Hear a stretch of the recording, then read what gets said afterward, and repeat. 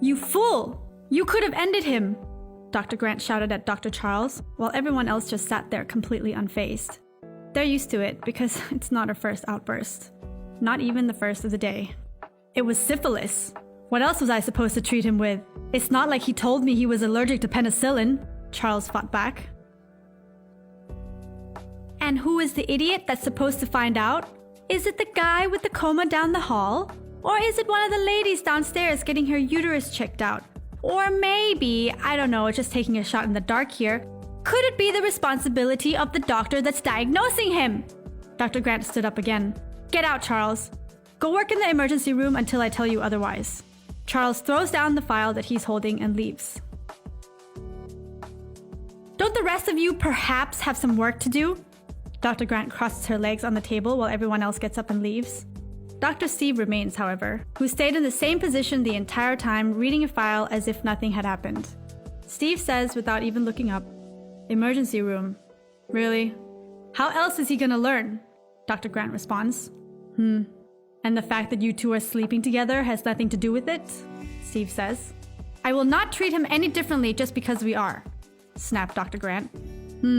This is an interesting case. Steve puts the file on the table and walks towards the door and then says, someone you can probably relate to, and then walks out. When Dr. Grant opens the door, she was a little taken aback because the patient was actually quite stunning. Hi, Dr. Grant. My name is Robin Spencer, she says. You're a very difficult doctor to get a hold of. If it wasn't for the fact that I knew. So your file says here that you have a rash, severe PMS, unusual weight gain, and some signs of depression. Nothing special. Wait, who got you this consultation? Dr. Grant was curious who she was going to have to fire later. Oh, it was Charles. I'm so glad he could help me. Look, I know I've been working hard and I'm very stressed lately, but the past months, I feel like it's happening too quickly. Then these rashes came out of nowhere. I went to a dermatologist a few months ago who gave me some cortisone cream for the rashes, but it didn't prevent new ones from coming. The past few weeks, I also can't really concentrate. I'm feeling exhausted and I don't feel the usual cheer I used to go to work with. Anything else? Dr. Grant sneers. Miss Spencer hesitated for a moment, but then said, well, I also have very unusually low libido, which is not normal for me. While Miss Spencer was talking, Dr. Grant was just half listening and was thinking, who is she to Charles? He doesn't have any sisters, so it's definitely not his sister. Is there something going on between Charles and Miss Spencer? Well, this is a waste of my time. I don't know why you're here speaking with me when who you should really be speaking with is a psychiatrist. Excuse me? Miss Spencer was immediately offended. I just mean that you obviously have depression and anxiety, so you should be going to a psychiatrist. Dr. Grant said out loud, followed by, look, you're getting older. The body changes. Just like when you hit puberty, but instead of things going up, things are going the other way. Miss Spencer was appalled by what she just heard, stood up and turned to the doctor. And what about my other symptoms, like my rash, my stomach issues, and the fact that I'm gaining so much weight without having had changed my diet? What is it that you do? Dr. Grant asks. Not that it had anything to do with the symptoms. She was just curious. She's probably just a brainless model, she thought. Miss Spencer looked skeptical. I'm a lawyer at Hewitt and Spencer's. That's a pretty big law firm. Suddenly, Dr. Grant felt this feeling in her stomach. Something she's never felt before. Well, maybe your job is a factor. You're probably under a lot of stress. Drink a lot of coffee and keep a poor diet. That could explain all the other symptoms. Goodbye, Miss Spencer. Dr. Grant leaves and Miss Spencer sits down, completely flabbergasted. A few months go by when the psychiatrist that had been treating Miss Spencer walked into Steve and Tom, all part of Dr. Grant's diagnostic team. Over lunch, they discussed their recent cases and exchanged experiences. The psychiatrist was complaining that one of his patients had trouble with his treatment. She seemed depressed but didn't react to any of the antidepressants. Suddenly, there is a voice over the telecom. Dr. Steve and Dr. Tom, to the emergency room, please. They dropped their lunch, said bye to the psychiatrist, and rushed off to the emergency room. To their surprise, they see Charles stepping out of the ambulance, together with the patient. Dr. Grant shouts, "What were you two doing together, Charles? We dropped that patient months ago." She passed out at the gym and couldn't get up, Charles says. Miss Spencer was laying in bed and was looking very exhausted. She had gained much more weight than a few months ago already, and her face had severe acne all over it. What's happening to me? Miss Spencer asked Dr. Grant. The antidepressants don't work. I'm feeling more exhausted, got more mood swings, gained more weight, and can barely sleep anymore. Charles puts his hand on her shoulders and consoles her. It's gonna be okay. We'll figure it out. Just rest, okay? Sure, Charles will figure it out, Dr. Grant sarcastically mumbles. The next day, after all the tests were run, Dr. Grant sits down with her diagnostic team to brainstorm what could be the matter. The blood test shows she's in good health. There's no issue with her heart, blood, liver, lungs, kidneys, or brain for that matter, Dr. Grant concludes. What could this be? Bounce ideas off me, guys. Her CT scan and MRI also show up fine. Everything seems normal, Charles says. Steve adds on, all tests for cancer came back negative as well, and it doesn't seem to be anything neurological. May I see her charts? Another member of the diagnostic team, Tom, speaks up. Tom is an endocrinologist with a specialty in functional medicine. Dr. Grant never actually wanted to hire Tom because she doesn't believe in anything other than conventional medicine.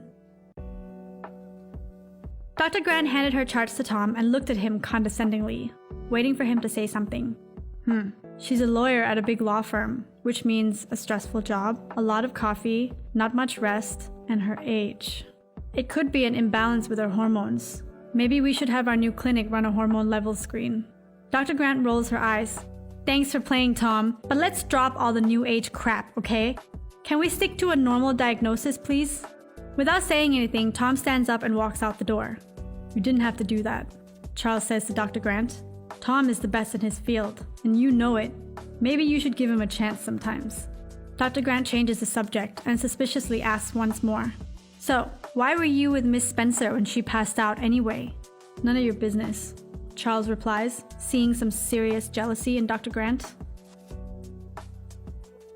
Come on, guys, we've been at it for hours.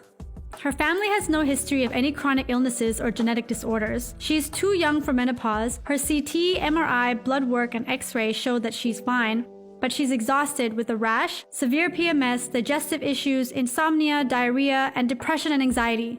What could it be? Dr. Grant is frustrated. It could be a rare form of cancer that we just didn't spot yet, utters Steve.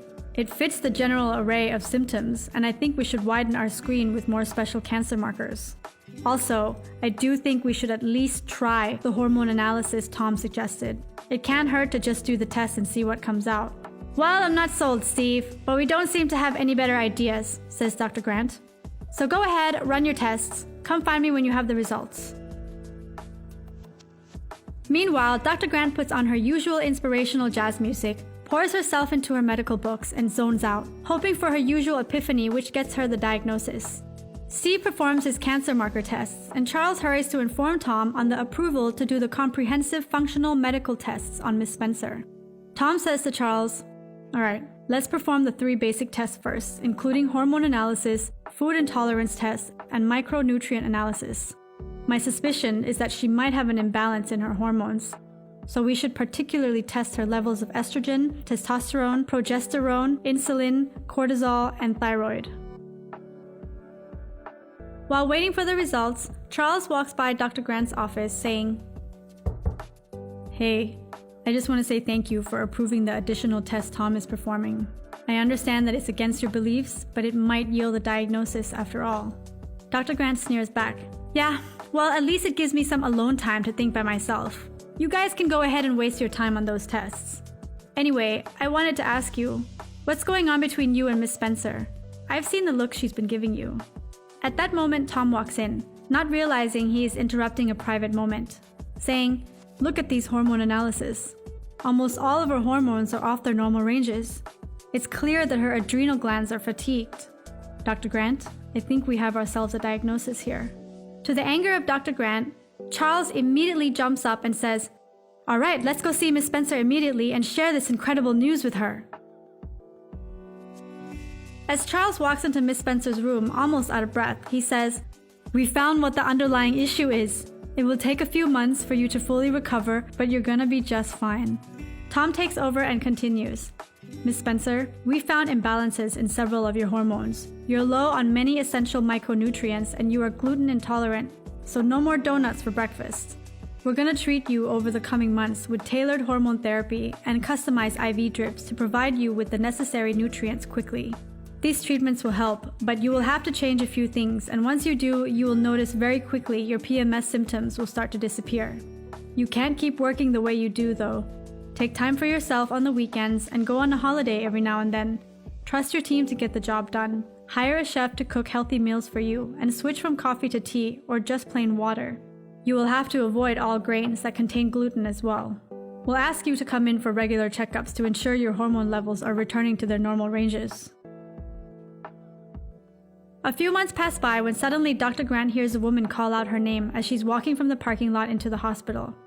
Oh no, she thinks. Not that woman again. What is wrong with her this time? Miss Spencer immediately hugs Dr. Grant as she catches up with her, very obviously making Dr. Grant very uncomfortable. I just wanted to say a big thank you to you. The past months, I have felt so much better. My sleep is improving, I'm more focused, I feel more energetic. Also, my rash and PMS symptoms are completely gone, and I don't have digestive issues anymore. Charles just finished the last of the checkups. I just wanted to thank you and your team so much for your help. Dr. Grant furiously finds her way to her office, walking at an angry pace, annoyed that she didn't get this one right. As she stood in the elevator, she could feel her heart beating in her throat. It was beating so fast and she had never felt like this before. She was sweating everywhere and could feel the heat rising up and down her face. Why was she so emotional with this patient? What clouded her judgment?